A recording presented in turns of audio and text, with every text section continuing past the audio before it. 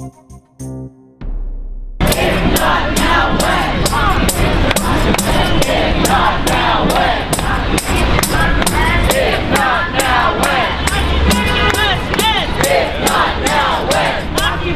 must end. If not now, when? The occupation must end. If not now, when? The occupation must end. If not now, when? The occupation must end. If not now, when? The occupation must end. Lives are under attack. What do we do? Stand up, fight back. Palestinian lives are under attack. What do we do? Stand up, fight back. Which side are you on? Which side are you on, Team Ben? Hey! Yeah, he's gonna teach you. Hey y'all, my name's Jacob. I'm here with F.Now, New York. And I'm just gonna talk a little bit about that song that we just sang before I hand it over to Joseph and Naomi with the program. Yeah, can you hear me? Hey! So that song we just sang had two parts. What did we get? That first part came from our Torah, Leviticus 6:6. Eish tamid tukad al hamizbeach lo tikbeh, lo tikbeh. The fire is on the altar, it will never go out. Woo! Yeah. And the other part of that song, yeah. What's up? Can y'all hear me? Yes. Yes. The other part of that song, the part in English, came to us from Florence Reese, who wrote it for mine workers in Harlan County, Kentucky, and then it was revived in the Civil Rights Movement. And it was remixed for us by Alana Lerman, who's with If Not Now in Boston. Thank y'all. Yeah. Yeah. Okay, hello and welcome. Yeah.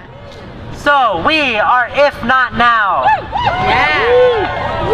And we are here to stand against the ZOA and the bigotry for which they stand.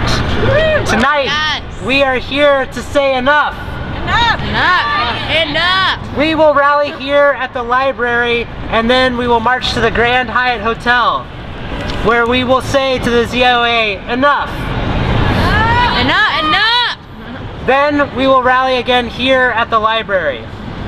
Before we start, some logistics. I want to introduce you to some people who helped make this action possible and will keep everybody safe.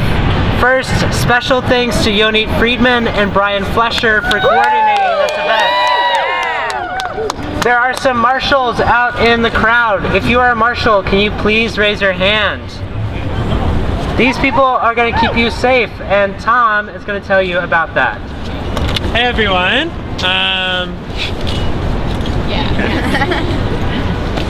Hey everyone. So we have some people who are specifically dedicated as marshals, as you just saw. This is because we want to make sure that we're keeping everyone safe. We are going to be a little confrontational, like we are here, like standing up against injustice. But we also want to make sure that we're staying safe. And so those people who are marshals are going to be people who are interacting with anyone who might be disrupting the crowd, people who might be trying to escalate. We do have someone who is communicating specifically with the police as a liaison. No one else should be interacting with the police during this action. And no one else, if you're feeling unsafe, like you can talk to one of the marshals who will be around the crowd and as we're marching. But those people are holding those roles. Everyone else, you should just focus on being involved, being really engaged in this action and with the community we're building here, and not engaging with the police or with any people who are disrupting. Because we want to keep you all safe. And I want you all to keep me safe too. Cool. Thanks all. Thanks, Tom. Last year, right after the most terrifying campaign and election in many of our lifetimes, the Zionist Organization of America invited 45's right-hand man, Steve Bannon, a known racist, sexist, and anti-Semite, to speak at their annual gala. And we stood up. Hundreds of brave and committed Jews and allies marched against Bannon, the ZOA, and their hatred and bigotry. We demanded that the ZOA and the Trump administration fire Bannon. And we won that night. Yeah. Bannon did not speak at the gala. We won another victory when he was fired from the Trump administration. And while he's no longer officially employed by the current administration, his vile ideology and his influence still are as dangerous as ever. Trump's racism, anti-Semitism, misogyny, and bigotry are still in the White House. Breitbart News is still spreading lies, conspiracy theories, racism, division, and hatred. And the ZOA, despite our success last year, is trying again to have Bannon speak at their gala. Tonight, we know that saying bye-bye Bannon is only the first step to our action. Yeah. We wanted Bannon out that door, right? Bannon, bye, bye, bye. A year ago, after the election, some suggested that we wait and see. We wait and see what the new administration would do in office. No. No. Right? And we know that the ZOA has continued to show us where they stand. The ZOA believe in the racism, misogyny, and anti-Semitism of the Trump administration. We know this because despite all of the hateful rhetoric that Trump has spewed this year, all the things that Trump has done this year, and all the things that Breitbart News continues to do, the ZOA has invited its chief architect, Steve Bannon, to be the keynote speaker at their gala. The ZOA also invited Sheldon Adelson, a casino magnate and one of the top donors of the Trump administration. They also invited David Friedman, the U.S. ambassador to Israel, who once called progressive Jews worse than capos. They invited Alan Dershowitz, Tom Cotton, and Joe Lieberman. Boo. Why do they do this? The ZOA invites these people because of their zealous support for the occupation. A violent, dehumanizing system that is a daily nightmare for Palestinians who live it, and a moral disaster for those in and out of the state of Israel who support it and who administer it. Tonight we call for an end to our communal institutions' complacency towards white supremacy and the occupation. By showing up to oppose the violence and bigotry for which Bannon, Adelson, Friedman, and the ZOA stand. The ZOA is not alone in their guilt. Many Jewish institutions, including mainstream institutions, openly or tacitly support the occupation. To them we say, look who you are standing with. If you openly or tacitly support the occupation, you are on Steve Bannon's side. You are on Sheldon Adelson's side. You are on Donald Trump's side. As we get ready to march, we're going to keep each other warm. We're going to sing another song. And we're going to do this, all right? So we're going to invite Jacob and Molly back up to teach another song. All right, hey y'all, my name is Molly. And the next song we're going to sing is a remix of Chance the Rapper's song Blessings. And this song came to our movement during a momentum training, which is an organizing community of practice that If Not Now is involved with. So members of If Not Now, alongside members of Black Lives Matter and COSECHA and many other movements, came together to create this wonderful remix that we're going to learn together today.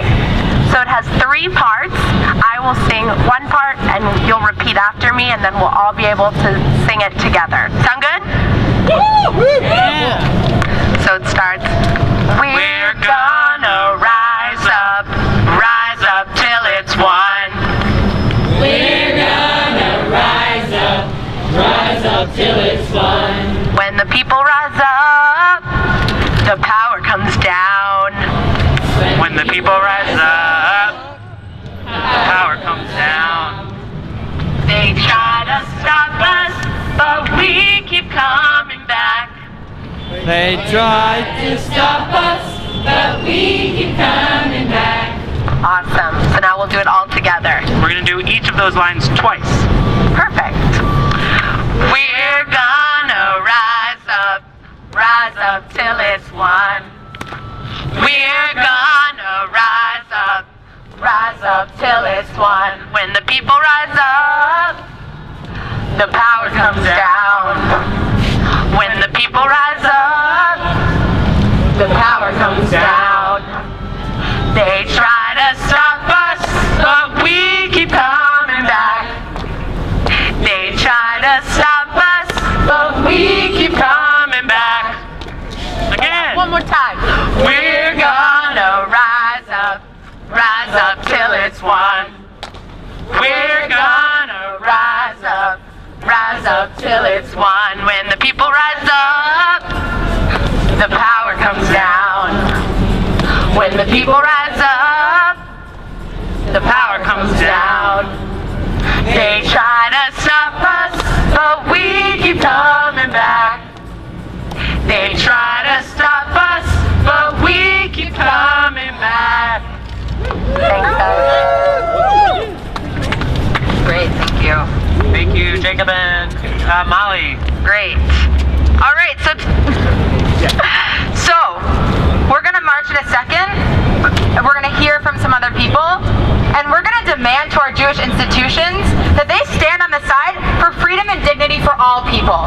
That they take a stand against the occupation, a stand against the Trump administration, and a stand against Bannon. And we will be the leaders that our community needs to take this moral stance. As Jews, we must stand against all forms of oppression because we have seen this before. As Jews, we must stand against racism. As Jews, we must stand against the state violence that black and brown people face every day in this country. As Jews, we must demand that we stand against anti-Semitism. As Jews, we will not allow an anti-Semite to hold positions of authority without fighting back. Yeah. So we're going to hear from a couple people. We're going to hear from several movement partners over the course of the evening. All of our organizations do not share the exact same ideology, tactics, or goals, but we don't need to. Everyone is here because we fundamentally agree on our opposition to endless occupation and white supremacy. Now, before we head toward the gala, we're going to hear from Rania Rajendra from Jews for Racial and Economic Justice. Yeah, my personal friend too. Love her. Hey! Hi! How's it going? Here's my phone. I got it. Better? Yeah.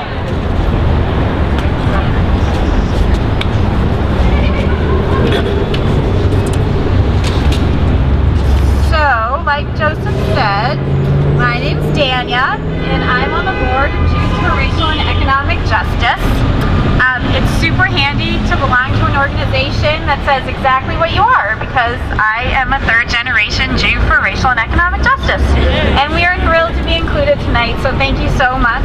And I'm especially thrilled to be here with all of y'all, and patience and fortitude, which we definitely need in spades. Unlike many Jews for Racial and Economic Justice whom you may know or are, I read Breitbart every single day. Thank you. What can I say? I read the text and then I read the commentaries. So, it's as a very informed reader and student that I can tell you Mr. Bannon peddles obnoxious, anti-Semitic, racist, xenophobic, Islamophobic, Christian supremacist horror. You don't really need to read it to know. Most Jews, whether you're for racial justice or economic justice or both, we know that Mr. Bannon does not have our best interests at heart, nor does he have our best interests on his website.